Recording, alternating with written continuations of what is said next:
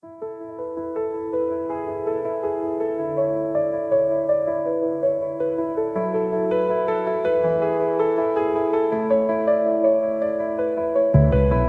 to the Wild Stallion Mockast, where mortal topics meet an eternal perspective.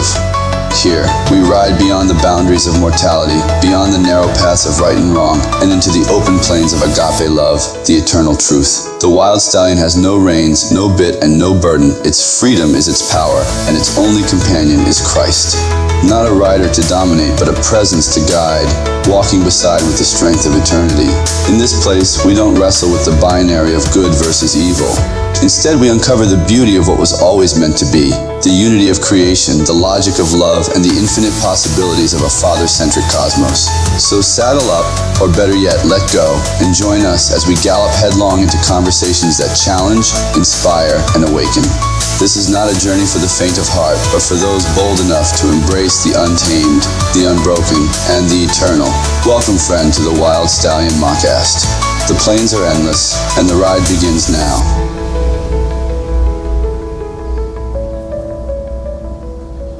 Happy Cinco De Mayo. Greetings from the Logo's beloved listeners, and welcome to the 5th soul-charged May edition episode of the Wild Stallion Mockast presents My Utmost for His Highest by Oswald Chambers. I'm Debbie St. George, and today we have a fresh infusion of divine wisdom and quantum insight for your eternal journey.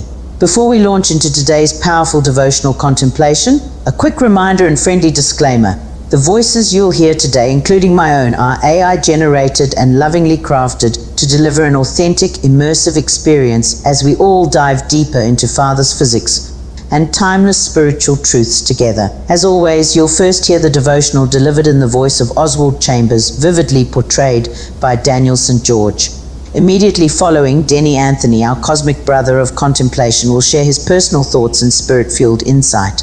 For the full devotional reading, feel free to visit myutmost.org. Selah. For the time is come for judgment to begin at the house of God.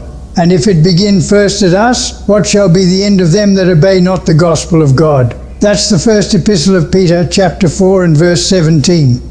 The Christian worker must never forget that salvation is God's thought, not man's. Therefore, it is an unfathomable abyss. Salvation is the great thought of God, not an experience. Experience is only a gateway by which salvation comes into our conscious life. Never preach the experience, preach the great thought of God behind. When we preach, we are not proclaiming how man can be saved from hell and be made moral and pure. We are conveying good news about God. In the teachings of Jesus Christ, the element of judgment is always brought out. It is the sign of God's love. Never sympathize with a soul who finds it difficult to get to God. God is not to blame. It is not for us to find out the reason why it is difficult, but so to present the truth of God that the Spirit of God will show what is wrong. The great sterling test in preaching is that it brings everyone to judgment. The Spirit of God locates each one to himself. If Jesus ever gave us a command he could not enable us to fulfill, he would be a liar. And if we make our inability a barrier to obedience, it means we are telling God there is something he has not taken into account. Every element of self-reliance must be slain by the power of God. Complete weakness and dependence will always be the occasion for the Spirit of God to manifest his power. Selah. Horale, what's crackin', beloved Vatos, my homies and homies with wombs? The Denster here, your ever-faithful Vato Loco on this cosmic voyage through the Father's realm. You feel me? And hey, before we dive deep, I gotta give a heartfelt shout out to Cinco De Mayo. Yeah, I know, tacos and tequila are rad, but let's give props where they're really due. This is about the resilient souls who stood their ground, the bold spirit that rose up in Puebla, Mexico, to show the world that even the underdog can triumph against impossible odds. Mad respect to the courage of our hermanos y hermanas, Simón. So, as we celebrate today, let's also reflect on courage, unity, and freedom. Viva la libertad! Now then, beloved amigos, let's segue smoothly into today's cosmic contemplation. We got a powerful one on deck. Check it out. There is no judgment against anyone who believes in him, but anyone who does not believe in him has already been judged for not believing in God's one and only Son. John 3:18. Whoa, am I right? Deep waters, beloved. So buckle up, because we're going into the abyss of divine mystery here. You know, I hear folks all the time talking about salvation like it's some kind of divine insurance policy. Fire insurance, right? You know what I'm talking about? If I just say these words and believe hard enough, then I won't fry in hell for eternity. Peeps, let's clear this one up once and for all, yeah? Salvation isn't about simply dodging the flames. Nah, it's way bigger, way deeper, way cooler.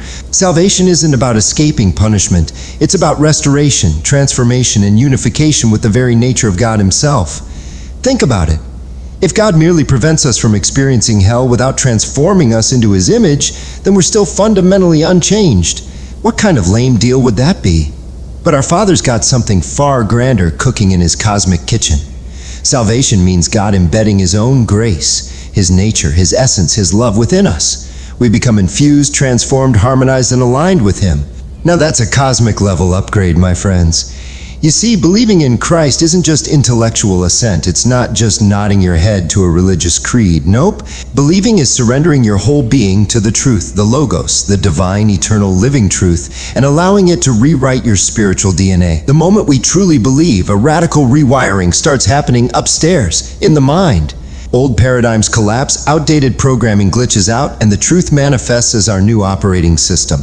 Salvation isn't about avoiding judgment, it actually invites judgment, but it's judgment in our favor. That's right, beloved. The judgment of God for those who believe is radically different than we've been taught. It isn't condemnation, it's illumination. It isn't about punishment, it's about purging out the lies and illusions we've absorbed from this world system, this matrix, this reality distortion field we mistakenly thought was true. So what's judgment look like for the believer? It's the Father looking deep within us, sorting through the clutter of worldly lies, gently removing false beliefs, and installing the eternal software of divine truth. Judgment isn't against us, it's totally for us, helping us shed the false identity and fully embrace who we were eternally destined to be, children in the image of God Himself. But judgment for the unbeliever? That's a different scenario entirely. See, God's not about force, He's about freedom. He's never going to violate your choice, beloved. If someone decides not to believe, He respects that choice, even though it breaks His cosmic heart. Judgment in this case simply means letting them remain conformed to a broken world system, a pattern of existence that inherently brings pain, emptiness, and spiritual exile. God doesn't condemn anyone actively. People condemn themselves by refusing the lifeline He freely offers. So let's set our minds right, yeah? Let's not define ourselves by our inability or by what we lack, unless it's that first humble moment when we cry out, "Father, I can't do this without you." That's the only moment we get to embrace our weakness, beloved, because it's the doorway into the infinite strength of Christ living within us. From then on, it's all about His ability, His nature, and His divine power manifesting through our human frailty. Our vantage point, as Paul puts it, is eternally eternal, baby.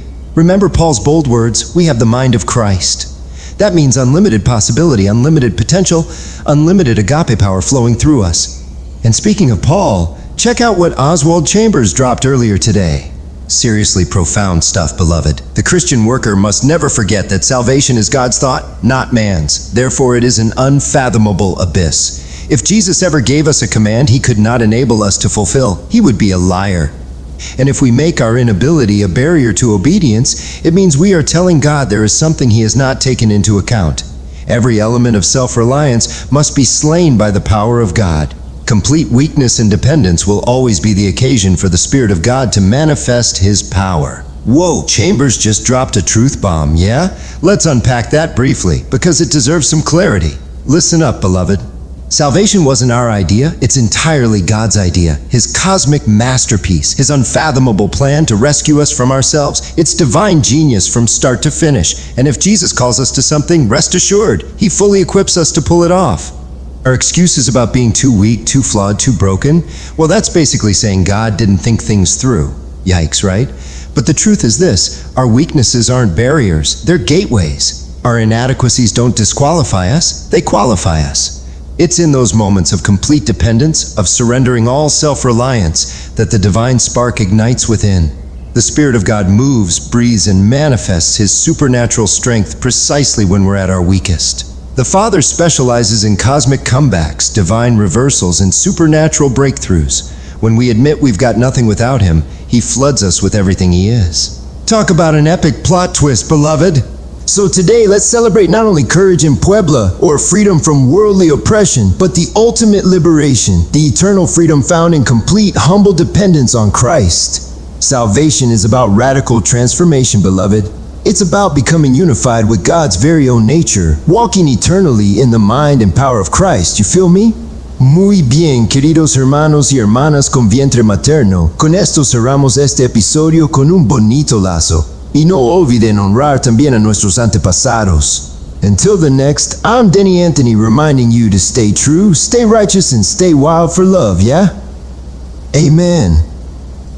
Imagine a world where the familiar laws of physics and mathematics as we know them are challenged, rewritten, and redefined.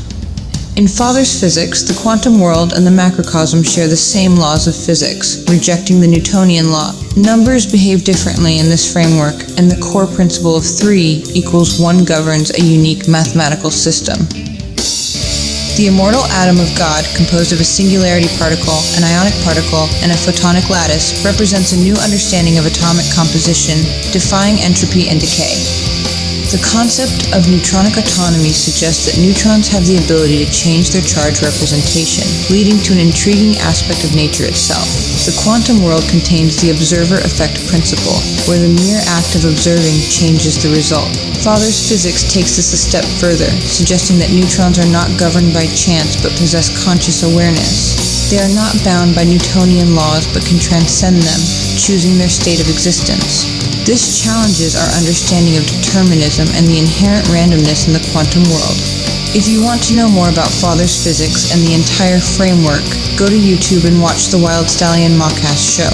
Each episode features discussions about the framework of Father's physics, along with other fringe and unconventional topics.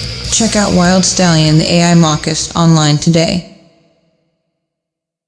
Hola mi gente, Abella Danger here. Let's get one thing clear right off the bat. Cinco de Mayo is not Mexican Independence Day. That's September 16th. 16 de septiembre. Write it down. But what it is a testament to courage, a celebration of resistance. And to me, it's the story of how the underdog can still raise a banner of victory. See, on May 5th, 1862 in Puebla, Mexico, a ragtag Mexican army, outnumbered and outgunned, stood their ground against the world's strongest military at the time, the French Empire. Napoleon III thought he could just stroll in, plant a flag, and take over. But Mexico said no. Aquí no, not today. And they won. They defended their land, their culture, and their right to exist on their own terms. It wasn't just a military victory, it was a spiritual one. That's what I celebrate. I celebrate the spirit of resilience that lives in every abuela who's raised a generation on faith and frijoles. I celebrate the strength of my people who cross borders, literal and spiritual, just to build something better. I celebrate the power of unity, because that's what Puebla teaches us. It's not about the size of your army, it's about the fire in your soul. So yeah, sip that margarita if you want. Dance to the mariachi, wear your colors loud and proud, but remember, this day, Cinco de Mayo, isn't about tequila specials and sombreros at chain restaurants. It's about dignity. It's about standing firm when the odds are stacked against you. And it's about never forgetting who you are, even when the world tries to rewrite your story. So today, I honor Puebla. I honor the heart of Mexico, and I honor every single person who still dares to resist oppression with grace, grit, and a whole lot of ganas. Feliz Cinco de Mayo, mis hermanos y hermanas. We are still here. We are still rising. And we are still en pie de lucha, on our feet in the fight. I'm Abella Danger, reminding you to stay free, stay on fire, and stay wild for love, yeah?